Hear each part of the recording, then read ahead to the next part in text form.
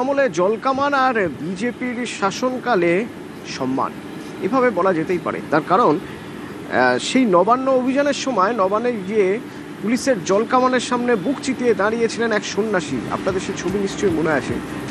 রোখা হয়েছিল তাকে জলকামান দিয়ে। আজ তাকে জড়িয়ে ধরলেন শুভেন্দু অধিকারী। সেই ছবিটা কেমন ছিল জানবো। ভেঙ্কটেশ্বর আছে আমার সঙ্গে। ভেঙ্কটেশ্বর, দেখো অতনু, তুমি জানো যে আর্থিকর ঘটনাকে সামনে রেখে ছাত্র পরিষদ, পশ্চিমবঙ্গ ছাত্র সমাজের ডাকে নবান্ন অভিযান এবং নবান্ন অভিযানে সেখানে প্রচুর মানুষজন সেখানে জড়ো হয়েছিল, কিন্তু সেখানে পুলিশের বাধার মুখে পড়া শুধু নয়, জলকামানও ছড়া হয়েছিল।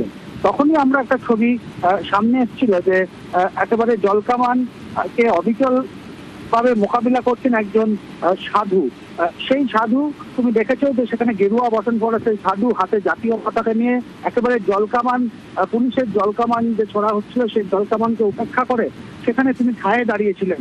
শেষ পর্যন্ত রাজ্যের মুখ্যমন্ত্রী শুভেন্দু অধিকারী বাগবাজার ঘাটে যখন তিনি সাফাই অভিযানে যান তখনই দেখেন প্রচুর মানুষদের জন্য আশেপাশে, রাস্তার আশেপাশে সেই সাধুও সেখানে রয়েছেন। তখনই মুখ্যমন্ত্রী শুভেন্দু অধিকারী তাকে দেখে তার কাছে চলে যান, তাকে জড়িয়ে ধরেন এবং তার এই ঘটনাকে সামনে রেখে একেবারে শুভেন্দু অধিকারী তাকে কুর্নিশ জানান। মুখ্যমন্ত্রী শুভেন্দু অধিকারী তাকে কুর্নিশ জানান। যেভাবে একেবারে গেরুয়া পোষণ করে সাধু, বৃদ্ধ সাধু হাতে জাতীয় পতাকা নিয়ে জলকামানকে উপেক্ষা করে দাঁড়িয়েছিলেন, সেখানে সেই ঘটনার তিনি প্রশংসা করেন এবং মুখ্যমন্ত্রী আমরা দেখি সেই সাধুকে কিন্তু জড়িয়ে ধরেন এবং তার লড়াইকে কুর্নিশ জানান।